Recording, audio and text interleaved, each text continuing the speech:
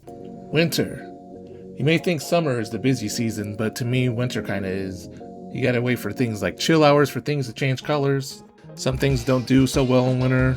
You got pruning, things you gotta change, take care of. And in this climate, some things straight up do better in winter. Especially the type of winter we've had lately. You got things that just straight up give you a whole different look. And if you're like me and you do tropicals, there's a whole other set of preparation that has to happen. Good time to prep, set up, and get all your things done so that you're not working so hard in the heat. Things like making soil, or like I was saying earlier, doing your prunings, or there's sprays and things like that to do your feeding, and some things are just perennial. But today, let's work on some dormant ones. Persimmons, chocolate persimmons. Well, all things are dormant. I kind of want to put that guy over here.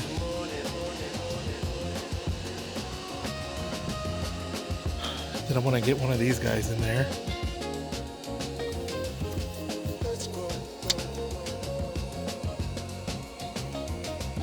Then I also want to go through here and dig and see if there's any potatoes in here. This is potato vine.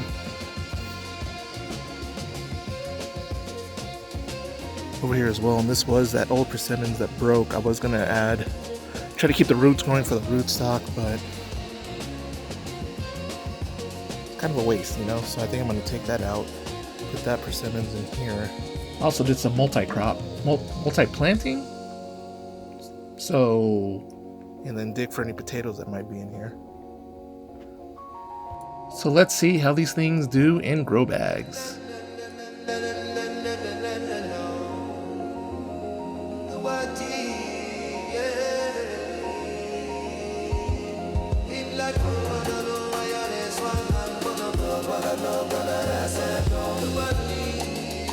So this is what a root system of something that's in a grow pot looks like. Grow bag. This has been in there for a couple years actually. I really wanted to use this root stock and put something else on there, but it doesn't make any sense when I have all these things that I need to plant. What I now need to do is separate the leaves and mulch. If you know anything about me, you know that I make my own soil and I don't like to have anything break down in my soil. So somehow, some way, gotta get all this separated. It sucks because it falls back down as I take it out. Let's get that started.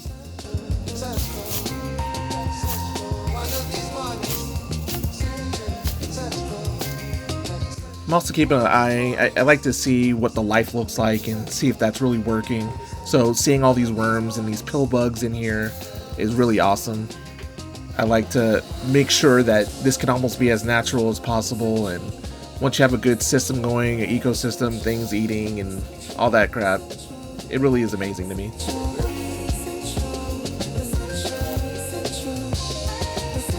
Alright, all this is going to make some good mulch, some good fertilizer. You want to use everything that you have, and I like to cycle everything. I don't like to waste anything. And what I have in here is some sweet potato vines, sweet potatoes or yams. Basically what I did is if you saw my earlier videos, if not, go check them out. But I grew from a store-bought sweet potato or yam or whatever you want to call it. We call them yams. Anyway, what I did is I grew some roots and I planted those roots everywhere and wanted to see what would happen. And theoretically, I should have sweet potatoes in here. And it's funny, so I've heard horror stories about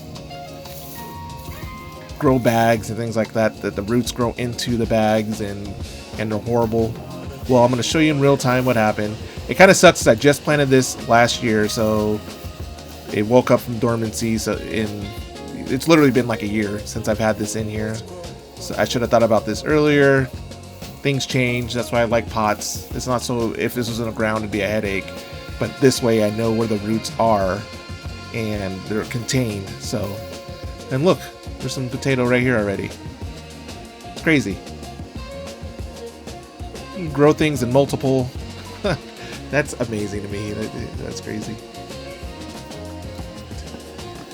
Now I really want to see what I have in here.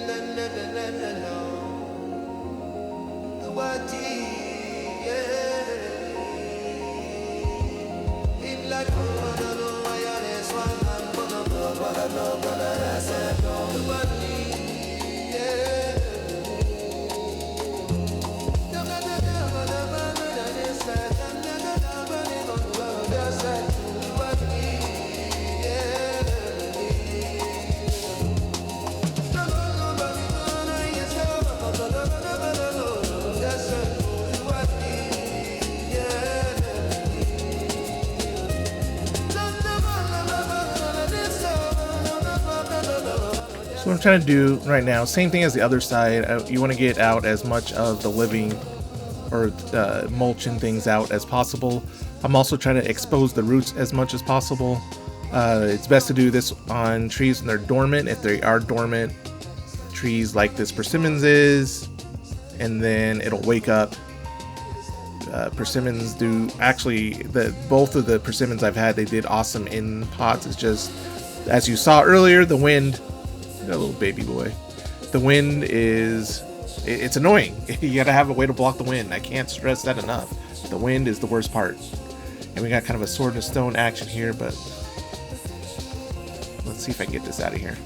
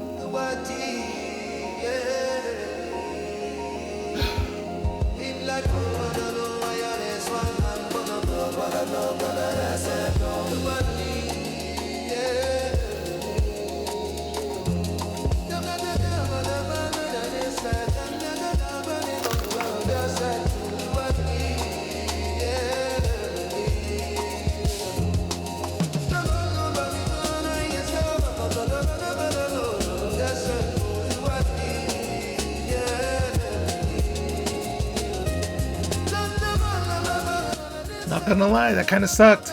Those roots got ginormous in less than a year, or in a year, I guess, exactly. Those roots filled out that entire thing. It wasn't that they were getting stuck, it was just super heavy, super bottom heavy. And I also like to probably kind of do this when it's dry. And then plus I'm trying to look for potatoes and I'm trying to look at all the bugs. But anyway, so I'm just trying to get the flare and then make sure everything is, it's like potatoes have stuck to this almost. I'm trying to make sure the flare, everything's above grade. I'm checking out the roots. That was a solid root system. So if that happened in a year, I don't know. I love grow bags. I hear people say things about them, especially in places like this. I think though, if you're doing it correctly, grow bags are amazing on these plants and trees and things like that. I swear by them at this point. Gotta get that. I forgot to put in this worm bin. Gotta keep those worms happy, those bugs. This is where if you've seen other videos, where I store food. Put the scraps in here. There's some holes. Bugs eat out of the holes.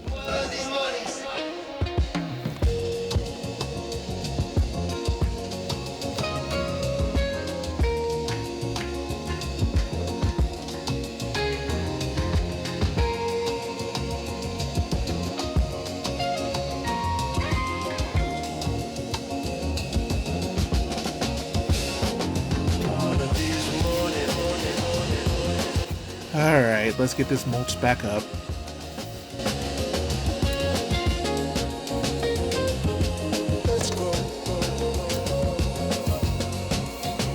Looks like I missed a worm on the side.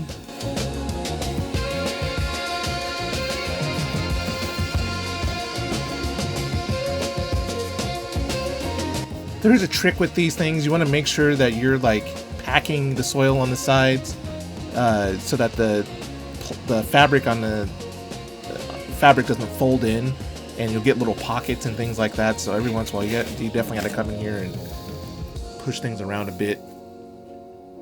I'm also known for making these things look lopsided, like my tree will look lopsided in these because one side of the root's higher than the other, things like that. So you gotta be aware of that as well. Some things to consider as well, like trees, I've noticed they don't like to live. They struggle when you put something that died, when you use the same soil from something that died, right? So mine, in this case, this tree, my persimmons, it didn't die from root rot or anything like that. Like, in fact, the roots were still healthy, so I can reuse this soil. If it were to have died from root rot or overwatering, underwatering, I've noticed that trees are affected by that. And if you use, and also the same thing with using the same soil, like you don't want to continually use the same soil to grow things as well. Sometimes you gotta add life to it, add some different things. Is that making sense? Long story short, if your tree died from something dumb, don't use that soil. You gotta use that soil. It's definitely don't use it in the same sort of plant. Use it in something different.